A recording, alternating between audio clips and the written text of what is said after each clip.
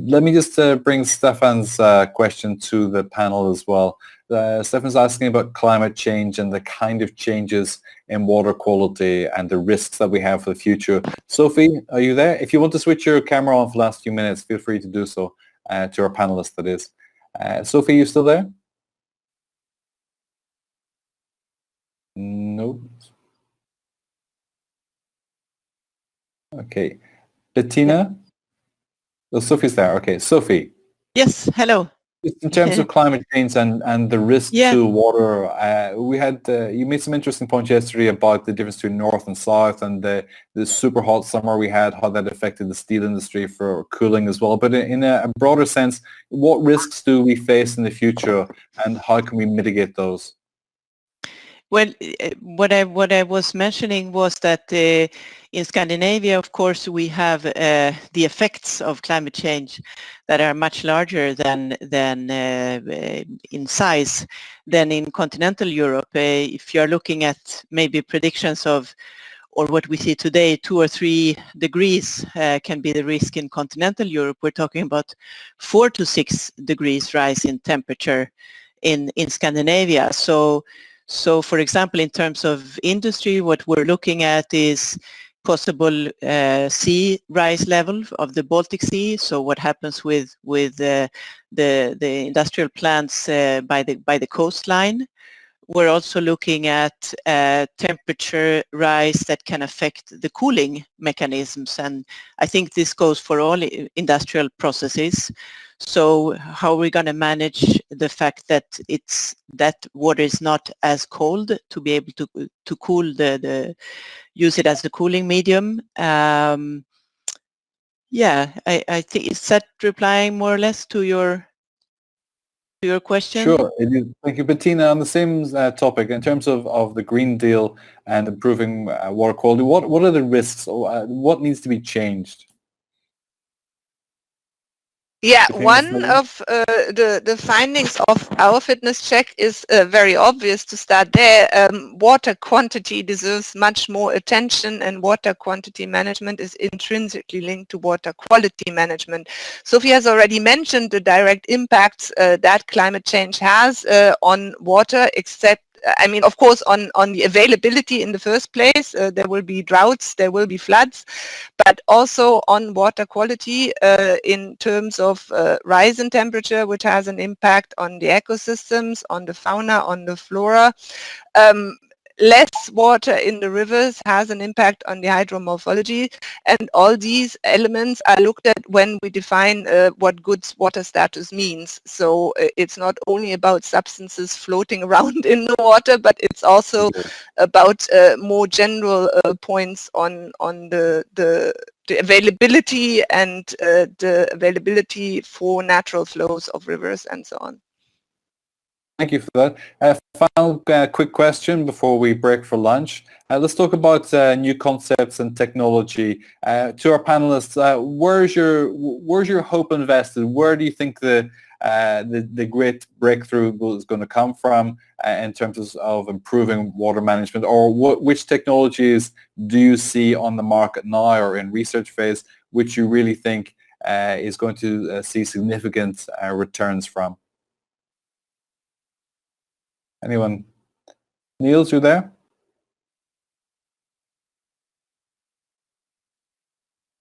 Jori? Well, from our perspective, since we have been doing already quite a lot in the sector, yes, we feel that the current technologies are really performing at the limit. So if we get very strict new requirements from the legislation, we don't really know how to do it anymore with existing technologies. We have been looking also into what other sectors are doing, of course, to learn from others.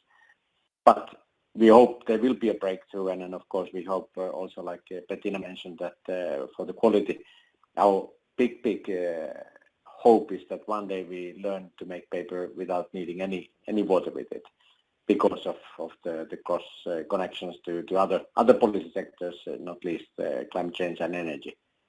So that would be the biggest breakthrough that we need. But we have some promising research in that area, but on the commercial level, nothing yet. Okay, Dennis is saying we have another few minutes, so let's do 10 minutes here. I think that's fair for everybody. Sophie, also on the steel side too, there are limits to what you can do as well. What are the limits to technological innovation? What do you still hope can be advanced, and where can you really progress no further?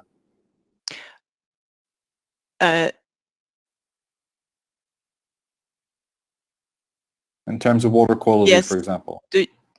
Yes, I think I agree with the previous both previous speakers that on one hand we're in a situation where we're sort of reaching the limit technically speaking. Although, sorry, I'm not an expert, a technical expert here, but that's what the companies are telling me, that we're really reaching the ceiling. We still have. They're still working and improving processes and so on. Of course, that's a continuous process, but I think that it's very important here to lift, to sort of strengthen the idea that at the same time we have to put a lot of resources into doing this technique shift. We're in front of a huge challenge of climate change, and we need to become fossil free. I mean, that's it. We have about 10 years here to make it happen.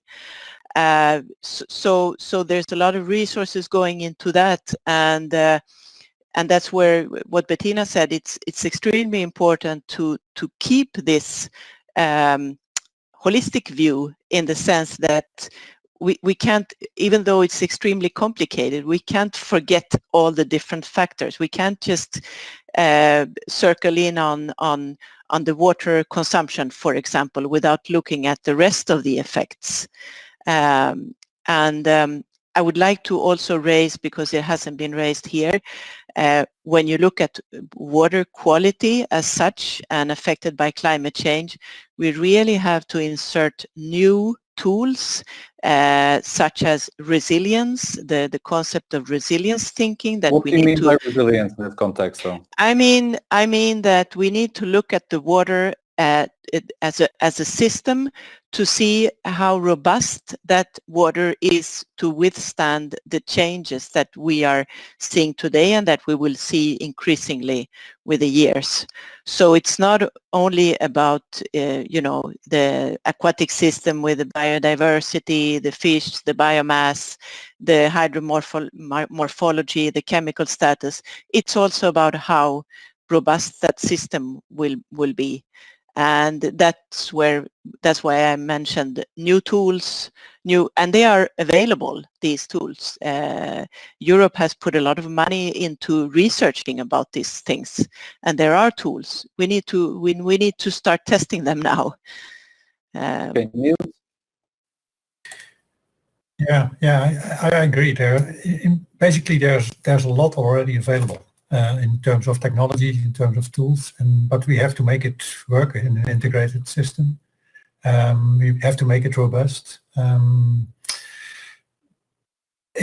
fact, you can only do that when you look at the larger scale than just a limited chemical factory or just a small ecosystem.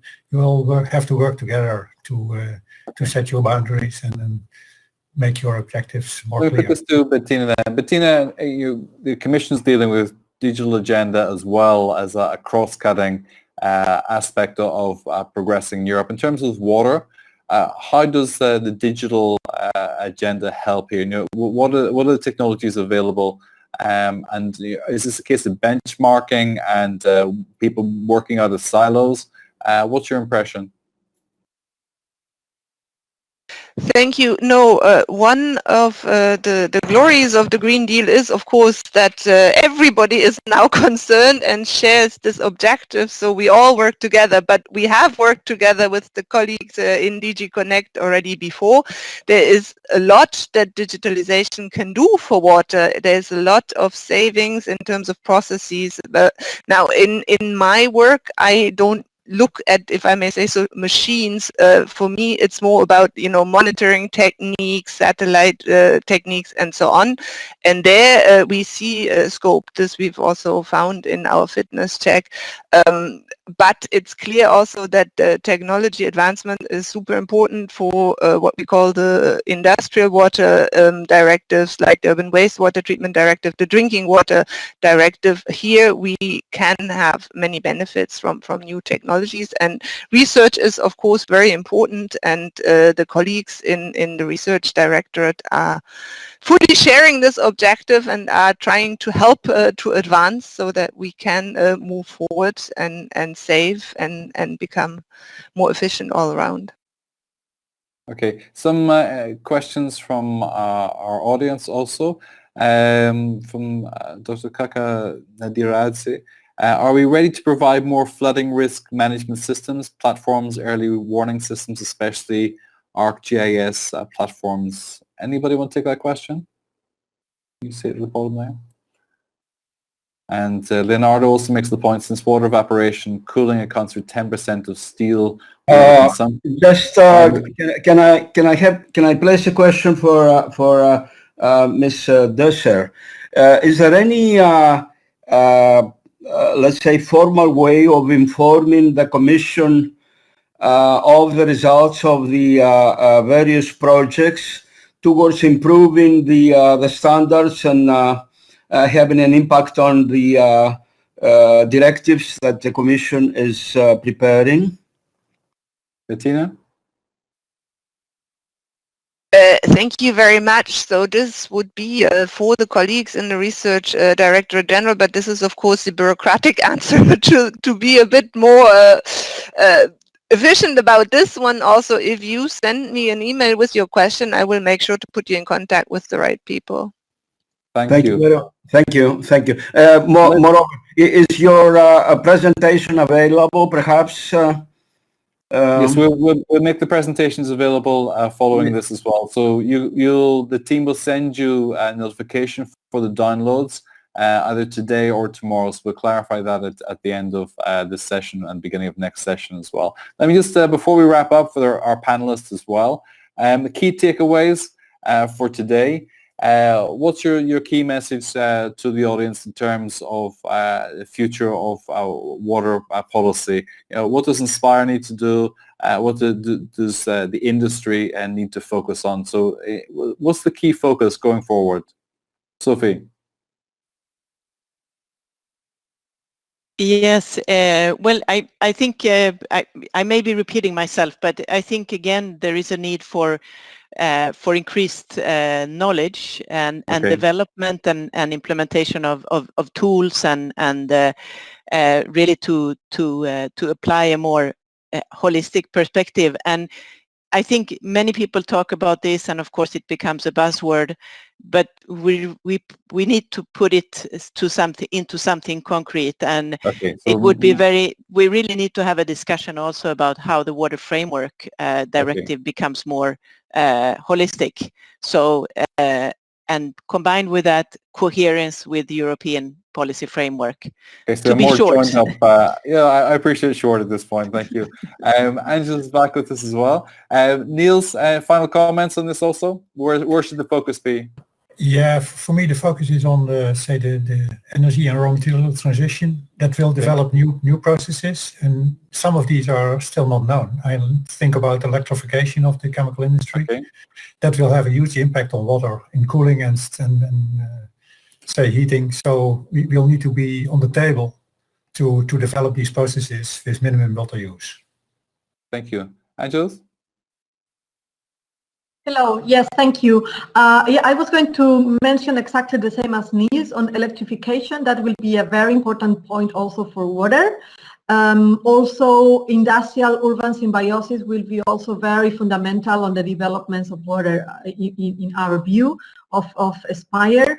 And then I would also like to point out that it's not only to develop new technologies, or new technologies and disruption needs to be discovered in the next decades, but also there are if we have a look at this, at the current portfolio of SPIRE projects, most of them have reached like up to TRL 7. So we really need, they really need support to reach up to TRL 9. So this really gets deployed and rolled out.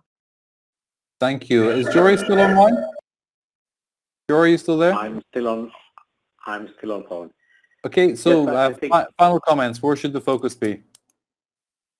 I think it's a combination of this, what the colleagues have been saying. So in my perspective, since we have really exhausted many of the possibilities that are the low-hanging fruits, it's still going further by optimizing the situation by digitalization, that we have high hopes for being more agile and better. And then industrial symbiosis was mentioned both for recovery of the valuable substances that could be in the effluent, and then some of the filtration technologies that were tested in this project could be helpful in that, in particular for recycling paper mills. And then finally, yeah, just accepting that the industry has already done a huge job, and then maybe we have to see that it's other actors in society that also have to take similar loads before we go to disproportionate requirements that are not really contributing so much to the situation. Thank you. Bettina, last word. Thank you very much. I don't have much to add from our perspective. Of course, we need to see how the water legislation can help. However, to Sophie, maybe a priori, it's hard to see how the Water Framework Directive could become even more holistic. It is holistic. It's really more about how we can use it to the best effect to work together better, and to make sure that we have shared objectives between what we call the water community and all the other sectors like steel industry, mining industry, all other industries, but also the energy sector and the agricultural sector. We are ready to work with all of you, so looking forward to that. Just before we all close for lunch, and Dennis, do you have any housekeeping notes for the second session? We're due to start again at 1:15 according to my notes. Yes, exactly. We will start at 1:15 back here in the room. During our breaks, you will see some drawings that our visual artist made during our discussions. And well, I hope these 45 minutes that we have now are enough for lunch, but I think it will be fine. Anybody in Europe can go out for lunch today, is it? Yeah, that's true. You're right. Also, just Christina has a note, if you can scroll up as well. So for media use as well, social media use, the hashtags are there. I know some questions weren't answered. I'm just scrolling down there. So if you want to pitch the questions again, you can do so using the hashtags, and the team will try and organize some other formal reply or push you the right direction for that. Let me thank you all for your patience today, and thanks so much. Was pretty much everybody come back on the call today, and it's an impressive turnout. We're all still in learning mode at the moment for these kind of events. So let me thank our panelists and participation, and we'll see you at 1:15 after lunch. Bon appetit.